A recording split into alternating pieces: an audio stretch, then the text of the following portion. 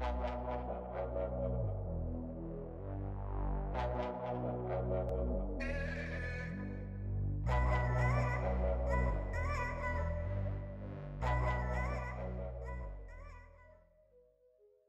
up, everybody? Mike here with the ZMAM show.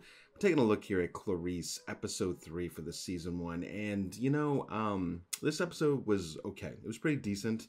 We finally got back to the main storyline. We're going to go into that real quick and just get a little recap. But there's still something irking me about this show. So we're going to get into that and see if you guys agree with me. Or maybe I'm just off my rocker on this one. So anyways, let's get right to it. This episode was all about a little cat and mouse game pretty much being played by the VICAP group and this supposed wannabe, not really serial killer, but hitman for hire that murdered the 3 women and was also trying to kill the press lady that was going to blow this big story open that we still don't really know anything about because no one's really given us any information on it. So, and his name's Wellig. So anyways, we see some interactions between first Clarice and her therapist, which they are not jiving. We noticed that in the first couple episodes, and it continues so. And so much so, just to get right to the point, she ends up dropping his ass at the end of the episode, which is probably for the best. Except I'm starting to get the feelings like, well, Clarice, you're not an expert in everything. I mean, you were clearly damaged, but she's not willing to give into that. So she says she wants someone who can shoot straight with her, and that's true. He did go kind of behind her back, and he told some stuff to Krendler, which almost cost her job. So I get it. I get it. She doesn't want him anymore. That's cool. So off he goes.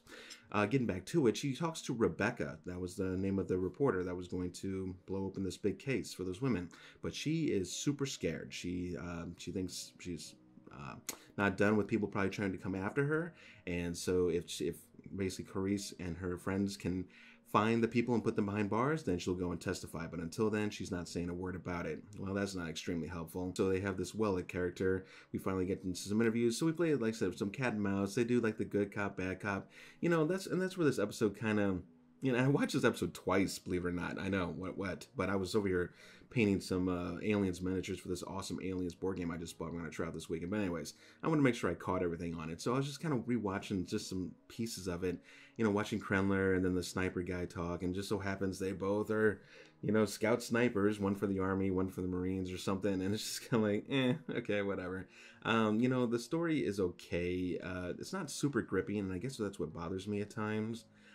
This episode was trying really, really hard. I mean, we had some interesting stuff going on, and I totally had that weird feeling when that local cop delivered the food, and he was kind of talking to Clarice and kind of flirting with her a little bit.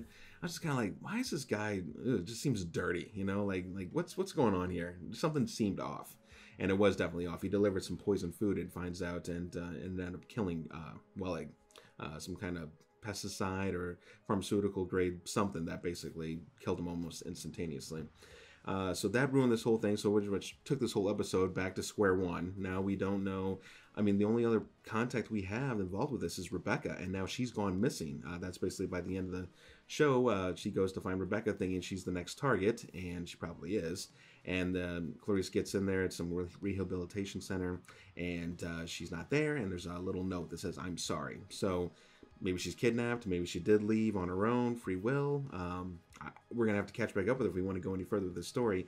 Now, this is where I start to get a little bit scared because I'm like, what are they going to do with this show? Are they going to finally... Because this 3rd episode is what they should have done for episode 2 to keep us engaged and wanting more. Because episode 2, I got to be honest, it just kind of threw me... I mean, if you want to create like the adventures of Clarice or something like that later on, then have these little one-off stories, but stick to your main story. And this is what should have happened. But... So this one's kind of got me a little bit more gripped back in. I mean, I was probably going to call it quits, honestly, after episode 3. But since they brought us back in, I'm probably going to stay with it another episode and just see if they're going to continue with it.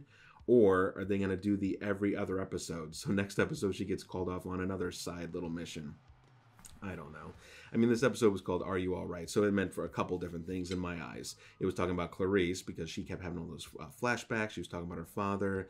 The therapist was kind of hinting off things like, is this triggering you or something like that? And I got to admit, I don't think he's a great therapist. I think he was, or psychologist, whatever. I think he is kind of pushing and pulling at buttons on Clarice. And I can see why she wanted to dump him. But anyways, we got to see some other little flashbacks of her mom, and she's got some kind of blood-soaked rag over the sink. And I'm just like, was that the scene from her father actually the day she got killed, or I'm just like, but why would she have that? And there's still a lot of mystery into it. Of course, we're only 3 episodes in for a season of 10 episodes total, so we'll have to see where it goes.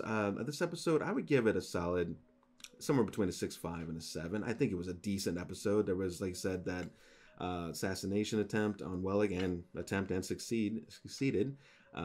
You know, but the whole thing with like the lawyer as the decoy, and then he outruns one of the agents, Kumar, mind you, from was it Harold and so go to White Castle or whatever? I can't forget his name. But anyways, yeah, he outruns him and then just literally disappears in the street. Other people walking around, no one was like, oh yeah, that way, or maybe it was that way. He just disappears. So again, no clues. It's just little things like that, this show. I guess I think I've gotten too much in the habit of watching like shows like on HBO, Cinemax, like Strike Back, and Game of Thrones, and some of the ones where the stories are just they're more gripping, and I don't know, I just feel like they're a little bit more realistic, and they make more sense. And that's one more thing I have to mention too. And tell me you weren't feeling this. Wellig, I'm like, what was his intentions? Like, what was he hoping to accomplish from all this? So he ends up getting caught, which obviously he probably didn't mean to get caught. He was gonna do his killings and probably move on, but he ended up getting caught, and they were trying to find him around these teeth marks, right? They thought that they could align him with the teeth marks, but we find out it wasn't even him. And then magically, Ardelia, which I'm not so sure about her character and why she should fit in. I think it's just kind of like, hey, it's female and it's Ardelia, let's put her in, and this is, you know, have her be with Clarice. They're good friends. I'm just kind of like, she's a case file worker, but now she's suddenly doing like field work. You know, she ends up find these this denture set at a local dentistry shop or something, and it just so happens it's the match on all 3 of them. I'm just like, wow, guys. I mean, the writing, come on. I mean, you guys are super professional writers, right? Being paid thousands of dollars. At least, God, I hope you are. And if not, then I guess this makes sense why. Yeah, that part was so hokey to me. I was just like, whatever. But like I said, tying back to Wellig and what his intentions were. So like, he's trying to play it off like he was a handyman and that he was just there to fix the sink. So he's totally playing off the deal that he told Clarice that he wanted to make a deal. So I guess maybe he could be in protection or something. But then I guess he was realizing they didn't have any evidence on him. So then he was trying to play hardball. But yet he was afraid when he found out that there was a lawyer there, which he didn't hire a lawyer. So he knew, okay, these guys are trying to take me out. So maybe that was just because it was slowly developing and maybe I just wasn't picking up on it all. But it just felt like he had no center, no ground, no center ground. Like, what do you want? Do you want to be in protection, or do you want to be free so then you can go disappear and then these guys can't find you? I couldn't quite gauge him and what he really wanted. And then by the end, he ends up drinking that damn root beer, which he said he hated because of his father, but obviously he was bringing back memories and he's just playing off it or whatever, and he ends up dying from it. So again, a little hokey on the story, but I mean, I guess overall a decent episode, you call it, maybe.